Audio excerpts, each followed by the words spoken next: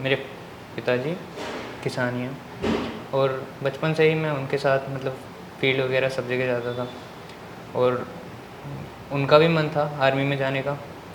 किसी उनकी फैमिली में ऐसी कंडीशन आई, उन्हें खेती करनी पड़ी, ये अच्छा स्कोर। तो आपके बैच में 28 बच्चों को हम लोगों ने क्लासेस दी थी, है ना? तो 28 बच्चों में से कितनों के रिटर्न क्वालिफाई हुआ था? सर 28 में से 18 का, हाँ 18 का रिटर्न क्वालिफाई हुआ। Some students are waiting for the last moment to prepare for SSB. I think वो उनके लिए सबसे बड़ी प्रॉब्लम हो जाती है कि लास्ट टाइम का वेट करेंगे, आप सोचेंगे कि 15-20 दिन में आप एसएसबी क्वालिफाई कर लेंगे, तो ऐसा बिल्कुल भी पॉसिबल नहीं है। डे 1 से जब भी आप सोचें कि एनडीए की प्रिपरेशन करनी है, then you have to start from that day, right?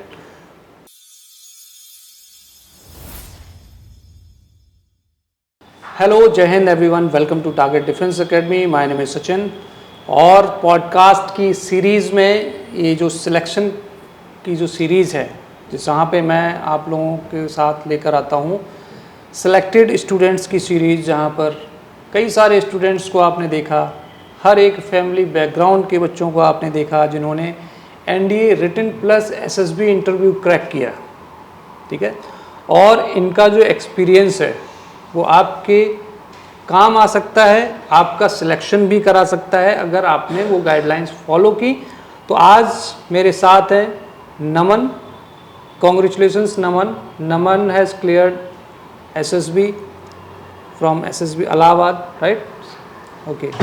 तो बहुत ही अच्छी बात यह है कि 12th में रहते रहते नमन ने एसएसबी क्वालिफाई किया, ठीक है? And it's a big thing कि 12th के साथ साथ अगर आप एनडीए की एसएसबी क्वालिफाई करते हैं, राइट? तो Naman, most welcome on a platform Target Defence Academy. तो आज आपका एक्सपीरियंस जो रहेगा वो बहुत ही इम्पोर्टेंट रोल प्ले करेगा। जो आने वाले बच्चे हैं, जो बच्चे एनडीए की प्रिपरेशन कर रहे हैं, ठीक है, उनके लिए किस तरीके से आप लोगों को अपना जो एक्सपीरियंस है वो बताएं, जिससे कि जो बच्चे प्रिपरेशन कर रहे हैं उनको इस चीज़ में मदद मिले। सबसे पहले स्टार्ट करेंगे इंट्रोडक्शन से। Naman, you can give your introduction. मेरा नाम नमन सिंह है और मैं अमरोहा का रहने वाला हूँ और मैंने अपनी पढ़ाई यहीं कैप्टन मनोज कुमार पांडे उत्तर प्रदेश सैनिक स्कूल से पूरी की है 7th से 12th तक। और उसके बाद I applied for NDA in class 12th and first attempt fortunately I cleared my SSB interview also. Great. So Naman, सबसे पहले तो मैं ये जानना चाहूँगा कि आपका फैमिली बैकग्राउंड कैसा रहा है, कि आपके फादर क्या करते हैं और कौन सी ऐसी चीज़ है जिससे इंस्पायर आप हुए हैं और डिफेंस की तरफ आपने अपना रुख अपनाया? मेरे पिताजी किसान ही हैं और बचपन से ही मैं उनके साथ फील्ड वगैरह सब जगह जाता था और उनका भी मन था आर्मी में जाने का। किसी वजह से उनकी फैमिली में ऐसी कंडीशन आई, उन्हें खेती करनी पड़ी। सब लोग बाहर थे तो वो खेती वगैरह से मर रहे थे। उसके बाद उनका मन था तो फिर उन्होंने मुझे भी सैनिक स्कूल के लिए प्रिपेयर किया और यहाँ पे भेजा। उसके बाद मैंने अपनी तैयारी वगैरह की और आज। ओके। तो देखिए, सबसे पहली चीज़ तो ये है कि एनडीए रिटन एग्जामिनेशन और एसएसबी इंटरव्यू। एसएसबी इंटरव्यू जो होता है वो रिटन से काफ़ी ज़्यादा इम्पॉर्टेंट होता है, ठीक है? उसके बाद होता है मेडिकल। और नमन का एक छोटा सा मेडिकल कुछ प्रॉब्लम है, जिस वजह से अभी उसका अभी डेट ले रखी है, तो उसके लिए भी ये प्रोसीड करेंगे, ठीक है? हालांकि एसएसबी फाइनली रिकमेंड हो चुके हैं नमन, ठीक है? तो नमन, सबसे पहले मैं आपसे ये जानना चाहता हूँ कि जो एसएसबी के जो राउंड रहे आपके सर, तो उसमें किस तरीके का आपका प्रोसीजर रहा? डे 1 से आप अपना एक्सपीरियंस स्टूडेंट्स के साथ शेयर करें प्लीज़। सर, मेरा एसएसबी इंटरव्यू 16 जैन को स्टार्ट हुआ था इलाहाबाद में ही। और वहाँ पे उससे पहले एक दिन पहले मैं एसएसबी स्टे में रुका था और वहीं पे अच्छी खासी बॉन्डिंग हो गई थी जो मेरे साथ जाने वाले थे एसएसबी के लिए। तो डे 1 में स्क्रीनिंग वगैरह का प्रोसीजर होता है और वहाँ पे रिपोर्टिंग वगैरह हुई। स्क्रीनिंग वगैरह के लिए बैठाया था, वहाँ पे सब चीज़ हुई थी। उसके बाद स्क्रीनिंग हुई। स्क्रीनिंग में मेरा ग्रुप कोऑपरेटिव था, अच्छा ग्रुप था। और उससे पहले जो पिक्चर दिखाई गई थी वो स्टोरी वगैरह बन गई थी, तो कॉन्फिडेंस आ रहा था कि हो ही जाएगा। तो प्रैक्टिस वगैरह भी की थी स्टोरी की, तो नरेशन अच्छा हो गया था। और जब स्क्रीनिंग का वो सब कुछ नरेशन वगैरह ख़त्म हुआ था, तब तक कॉन्फिडेंस आ गया था कि हो जाएगा। तो मेरे ग्रुप से 5-6 लोग हुए थे, उसमें एक मैं था। और उसके बाद डे 2 के बाद उसके फर्दर प्रोसेस फिर साइक वगैरह हुआ। साइक में भी सब कुछ ठीक सा ही गया था। थोड़े SRT वगैरह कम अटैम्प्ट हुए थे मेरे, तो उसमें थोड़ा मुझे घबराहट हो रही थी कि कितने शायद- SRT आपने अटेम्प्ट किए थे? SRT मेरे 49 थे। 49, okay. Out of 60 you attempt 49 SRT, okay. तो SRT वगैरह और बाकी स्टोरी वगैरह तो सब बढ़िया बन गई तो थी। क्या जो प्रॉब्लम सबके आई लिए। थी SRT में? आपको टाइम कम पड़ गया, शॉर्टेज ऑफ टाइम और समथिंग एल्स? हाँ सर, यही कह सकते हैं। मतलब प्रैक्टिस के टाइम पर भी मैं 50 से 55 ही कर पा रहा था। और जब मैंने स्टार्ट किया था तब तो 30-35 के आसपास हो रही थी। हाँ, प्रैक्टिस करने से ही चीज़ें इम्प्रूव होती हैं। आई थिंक 45 प्लस SRT अगर आप अटेम्प्ट करते हैं, these are more than enough, ठीक है। उसके बाद जो आपका पार्ट रहा था थीमेटिक परसेप्शन टेस्ट, तो उसमें किस तरीके की स्टोरीज आपने देखी और किस तरीके की स्टोरीज आपने बनाई वहाँ पे? स्टोरी सर, उसमें मेरी एक ही पिक्चर देखी हुई आई थी, बाकी सब मतलब कोई भी मैंने पहले से नहीं देखी थी। तो जो स्टोरी आ रही थी उन्हीं पे ही, जो भी सबसे पहले दिमाग में थॉट आ रहा था वही मैं अपनी स्टोरी बना रहा था और लिख रहा था। पहले सोच ले रहा था क्या है, क्या बनाऊंगा मैं, और फिर उसके बाद लिखता था। वो सब मुझे अच्छा मतलब ये लग रहा था कि कुछ भी मैंने ऐसा नहीं लिखा है, सब सही बनाया था, अपने से रिलेटेड बनाया था। सब कुछ जो मैं डेली लाइफ में करता हूँ वही रिलेट कर पा रहा था मैं। और उसके बाद WAT वगैरह वो भी सारे अटैम्प्ट हो गए थे, और SD वगैरह भी अच्छा गया था। ओके। तो जो बच्चे NDA रिटन की अभी प्रिपरेशन कर रहे हैं, क्योंकि आपने रिटन भी क्वालिफाई किया पहले, उसके बाद SSB इंटरव्यू क्वालिफाई किया, है ना? तो रिटन वाले बच्चों को किस तरीके से प्रिपरेशन करनी चाहिए जिससे वो फर्स्ट अटैम्प्ट में अपना रिटन क्वालिफाई कर सकें? सर, रिटर्न वाले बच्चों को पहले तो जो टीचर्स बोल रहे हैं, अगर गाइडेंस ले रहे हैं, कोचिंग ले रहे हैं या कहीं से भी हैं, उनकी टीचर्स की अच्छे से फॉलो करें जो वो बोल रहे हैं। यहाँ से भी विकास भट्ट सर ने और स्कूल के सैनिक स्कूल के टीचर्स ने भी हेल्प की। तो जो बोल रहे थे वही फॉलो करते थे हम। मॉक वगैरह कराते थे, वो फॉलो करते थे। और बस यही फॉलो करते रहना है जो करा रहे हैं, जो प्रोवाइड किया जा रहा है, और सिंसियरली कंसिस्टेंसी के साथ उसे फॉलो करना है। और मोटिवेशन होगा, डेडिकेशन होगा आर्मी के लिए, NDA के लिए, तो मेरे हिसाब से कर लेंगे। इतना टफ नहीं है, अगर डेडिकेशन के साथ, कंसिस्टेंसी के साथ करेंगे तो हो जाएगा। ओके। रिटन में कौन सा पोर्शन है जो सबसे ज़्यादा आपको टफ लगा हो? सर, मेरे लिए टफ तो मैथ्स ही था।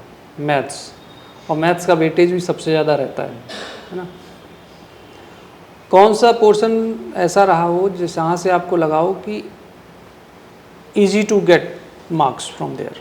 सर, मेरा गेट सेक्शन पहले से ही स्ट्रॉन्ग था।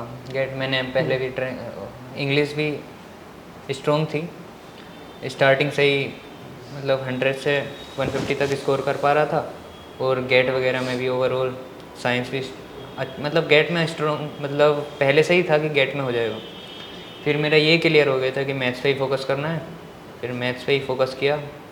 बेसिकली लास्ट टाइम जो मोस्ट इम्पोर्टेंट टाइम होता है, तो उस टाइम पे मैथ्स पे फोकस किया था, और मैथ्स में भी अच्छा स्कोर। तो आपके बैच में 28 बच्चों को हम लोगों ने क्लासेस दी थी ना, तो 28 बच्चों में से कितनों के रिटन क्वालिफाई हुआ था? सर, 28 में से 18 का, हाँ 18 का रिटन क्वालिफाई हुआ, and it's the biggest achievement. और मुझे लगता है कि स्टूडेंट्स का भी बहुत बड़ा रोल रहा हो, बिकॉज स्टूडेंट्स का ही रोल रहता है तभी कोई सिलेक्शन दे पाता है कोई भी teacher, otherwise it's not easy task. और बेस बहुत स्ट्रांग होता है तभी जाके बच्चे भी सिलेक्ट होते हैं। और उसके अलावा आपका जो एसएसबी पार्ट रहा, काफ़ी बच्चे उसके बाद एसएसबी में बाहर भी हो जाते हैं, बट स्टिल काफ़ी स्टूडेंट सेलेक्ट हो गए फाइनली। 8 बच्चों ने फाइनल सिलेक्शन भी लिया, है ना। और उसके ऊपर के बच्चे थे वो भी, उसमें भी कुछ बच्चे इसमें इंक्लूड हुए हैं जो एसएसबी में सिलेक्ट हुए हैं, है ना। तो ओवरऑल अच्छा है, ठीक है, काफ़ी अच्छा सिलेक्शन दिया बच्चों ने और बहुत ही मेहनत की।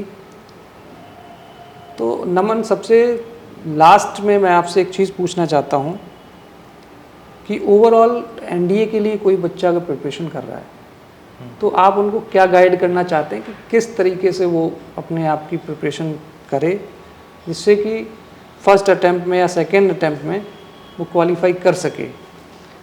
सर, सबसे पहले तो ये तो पक्का है कि बाद में आपको एसएसबी फेस करना है। तो सबसे पहले स्टार्टिंग से ही जब मन बना ही लिया है कि एनडीए करना है, एनडीए जाना है, तो अपनी पर्सनैलिटी पे वर्क करना स्टार्ट करना पड़ेगा। राइट। इंग्लिश स्पीकिंग प्रैक्टिसेस, अपने जो दोस्त हैं या फिर जो भी साथ में प्रिपरेशन करते हैं उनके साथ इंग्लिश टू इंग्लिश कन्वर्सेशन करना, और personality development means stamina build करना, थोड़ा रनिंग, स्पोर्ट्स को करिकुलर एक्टिविटीज़ जो सब कर सकते हैं, जो एक्सपोजर ले सकते हैं, जिसका सीधा फ़ायदा मुझे तो हुआ था एसएसबी में। और मेरे हिसाब से वही सबसे मेन चीज़ है जो एसएसबी में अफेक्ट करती है। Exactly. Some students are waiting for the last moment to prepare for SSB. I think वो उनके लिए सबसे बड़ी प्रॉब्लम हो जाती है कि लास्ट टाइम का वेट करेंगे, आप सोचेंगे कि 15-20 दिन में आप एसएसबी क्वालिफाई कर लेंगे, तो ऐसा बिल्कुल भी पॉसिबल नहीं है। डे 1 से जब भी आप सोचें कि एनडीए की प्रिपरेशन करनी है, then you have to start from that day, right. और एसएसबी की प्रिपरेशन उसी दिन से स्टार्ट हो जानी चाहिए, है ना। आई थिंक ये सारा चीज़, ये सारी प्रोसीजर आपने फॉलो किया तभी आपका सिलेक्शन हुआ है। और जो बच्चे एनडीए की प्रिपरेशन करना चाहते हैं तो आपको भी ये चीज़ फॉलो करनी पड़ेगी बेटा, ठीक है। अगर आप ये सारी चीज़ें फॉलो करते हैं तो नमन की तरह आप भी एनडीए में क्वालिफाई कर सकते हैं। एनडीए रिटन प्लस एसएसबी दोनों ही क्वालिफाई कर सकते हैं। It's not a big deal, but आपका जो डेडिकेशन है और जो कमिटमेंट है वो बहुत ही स्ट्रांग होना चाहिए, है ना। चलिए, congratulations Naman once again, and congrats to your family also. और आपके जितने भी, हाँ एक चीज़ तो मैं पूछना भूल गया कि आपके जो पेरेंट्स रहे हैं, राइट, ज़रा अपना फैमिली बैकग्राउंड और बता दीजिए कि किस तरीके से आपने जो अपनी बेसिक एजुकेशन रही है, ठीक है, वो आपने कंप्लीट की हो। उसके अलावा बहुत सारे बच्चे बोलते हैं कि सर मैं बहुत बेसिक बैकग्राउंड से हूँ, फार्मर हैं, और तो उसका क्या जवाब आप देना चाहते हैं? सर, इसमें तो यही कहूँगा, मेरे पेरेंट्स ने पूरा सपोर्ट किया था। जो मतलब 6th क्लास तक तो मैं ब्राइट लाइन पब्लिक स्कूल में पढ़ा था, वहीं पे नॉर्मल। उसके बाद 7th में मेरा यहीं पे एडमिशन हो गया था सैनिक स्कूल में। तो पेरेंट्स का तो रोल इतना ही था, वो प्रोवाइड क्या कर सकते थे, फाइनेंशियल सपोर्ट दे सकते थे, और ऐसा कोई बर्डन नहीं था मेरे पे। बाकी डिसीज़न मेरा ही था एनडीए में जाने का, और उसके लिए मैंने एफर्ट्स किए, कंसिस्टेंसी के साथ अपने प्रिपरेशन की, और हो गया। That's great. और जो भी बच्चे अपनी फैमिली बैकग्राउंड या बैकग्राउंड का अपने ऊपर एक एक्सक्यूज़ बना लेते हैं, उन लोगों के लिए एक बहुत ही बड़ा एग्जाम्पल है ये सभी बच्चे। जो बच्चे सिलेक्ट हो रहे हैं ये सभी मिडिल क्लास बैकग्राउंड के ही हैं, और बहुत ही अच्छे से मेहनत करके इन बच्चों ने सिलेक्शन लिया है। तो आप भी अपना सिलेक्शन ले सकते हैं। Just what you need to do, smart work, dedication, commitment, and follow the instructions by the instructors. Okay, so thank you Naman, and congratulations. Have a nice day. Thank you.